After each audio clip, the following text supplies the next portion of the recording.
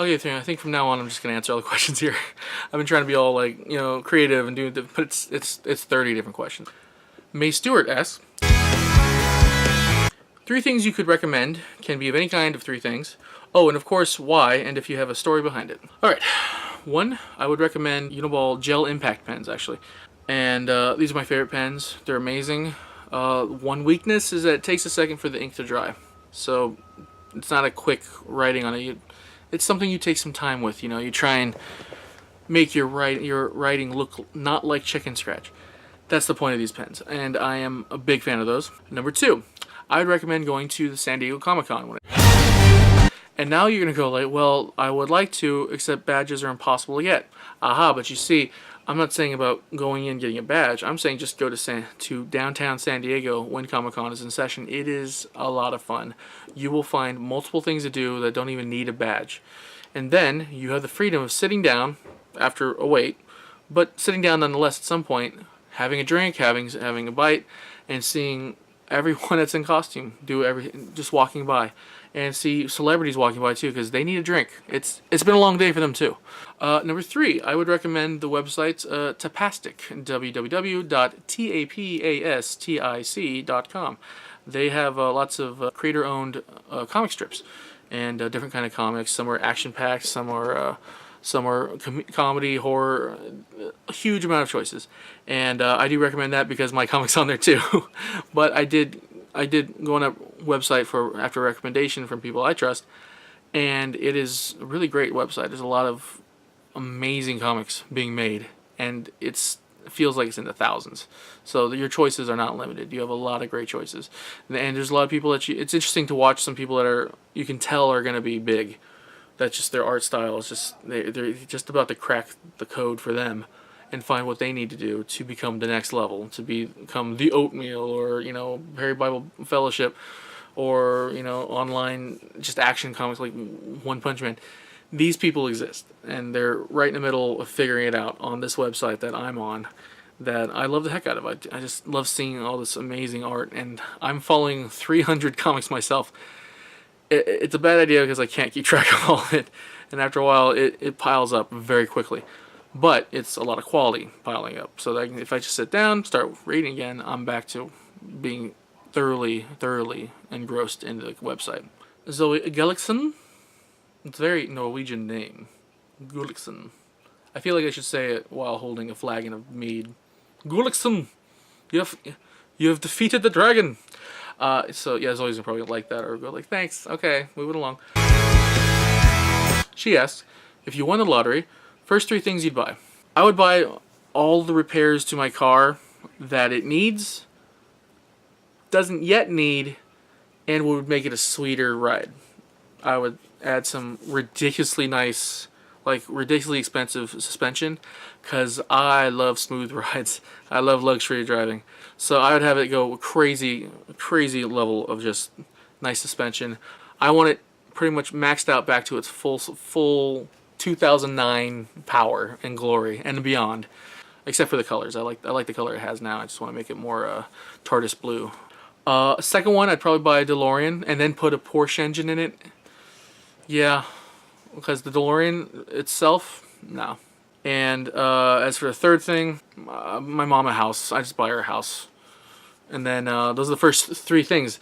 And there's a continuous list. But that's probably in that order. And not even that order. Probably number one. And for my own safety, number one is buying my mom a house. Zoe also asks, what has inspired you as a writer? I guess it's always been the reveal that these things that I love weren't just, didn't just pop into existence. They weren't just plucked from a tree or pulled out of the ground or a machine just punched them out. It was that kind of magical reveal that there was someone like me on the other end going like, how do we make this thing as good as it can be? I think there's a beauty to writing that is hard to explain. I'm gonna try. This amazing craftsmanship that goes into it, that you can see it, but you can't really see it. I mean, you see it through a cinematographer's craftsmanship, putting the image together, or through the words in a book, or through a song. It's almost all of your senses at once, but none of them. and it's something that you just feel. When something's really good writing, it speaks to you in a way that is personal. Like I said about the Weezer song, that how it gave me goosebumps. It's a moment like that are really hard to get, and the writers that really did that for me are Joss Whedon, Jim Butcher, John Carpenter, Janus Benson, everyone that's involved in Angel, Firefly, Buffy, the writers behind Game of Thrones, Gail Simone, Grant Morrison. Anyway, I can list a lot of names, but I'm saying these writers are the people that created a moment with me, and they never intended to. It was intended, they were writing something so that it made sense to them and it felt funny or right or scary or action-packed. They almost accidentally connect with me in a way that is hard to explain how much I love it. Like, there were moments in Firefly where I talk about Firefly a lot. If you have ever hung out with me for more than 21 minutes, Firefly has been mentioned. Joss Whedon has been mentioned. Edgar Wright has been mentioned. They connected to me in a way that was surprising and personal and beautiful. I mean, Janus Benson wrote this scene in Firefly that I feel ingrained into who I am. You know, in a personal way. It expressed something in me that I couldn't quite find anywhere else. And that's the magic of writing, is that it's someone putting a message in a bottle and just kind of going like, here's another one. You know, and these are professionals and they're getting paid to do it, and they obviously made it to this level for a reason, but even then, even the best writers cannot connect sometimes. Also, you discover writers in certain points in your life, so there's also that milestone feel that some writing can do. And anyways, back to Janus Benson. She wrote the scene in Firefly where it was the episode Shindig, where there was a sword fight, and Captain Mal's losing. He's getting stabbed, and like the guy's about to kill him, and just having fun and playing with him and pissing us off, the audience. You know, Mal beats him, and then does this speech that you hear a version of it. You hear like the speech kind of everywhere, where you know a hero goes like. Your basic hero goes like, you know, some blah blah blah, good to be good, blah blah blah, you know. So the version that Mal throws out is that mercy is a mark of a great man, and you go like, okay, and you think you can end on that point, and then Mal stabs him, stabs the guy that's doing this thing, stabs him once, not like through the heart and anything, just you know, just right in your meat, right in the fat, just you know, he stabs him, and he goes like, well, I guess I'm a good man. And it's like, I'm already laughing. I'm like, that's amazing. And then he stabs the guy again for the second time.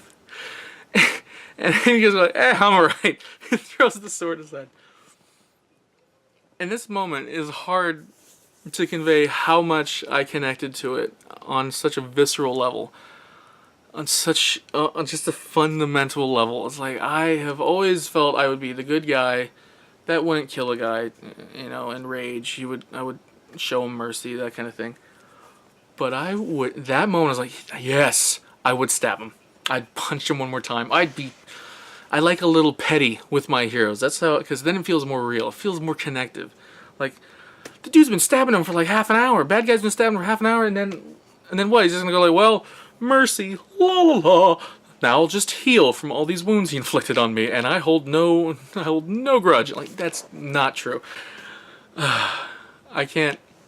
That right there, that moment where I connected with a person who was writing on a deadline. Janus Benson lives a totally different life from mine, but we're connected in that way, and it's amazing. And I connect to other fans who connect to that moment. When that moment was when Captain Mal became my favorite character, my absolute favorite. Like, it was hard to choose from the 9, but I was like, it was Captain Mal, and I love everyone else, and that's great writing. When I just love every other character, so that's writing. Those are the writings that inspire me. Can I inspire that in someone else? I have no idea. I kind of doubt it. I'm not that good, but I hope if I keep writing, if I keep throwing those messages in a bottle out there, they'll bump against someone else's boat and they'll look at it and go like, hey, that was funny. I connect to that.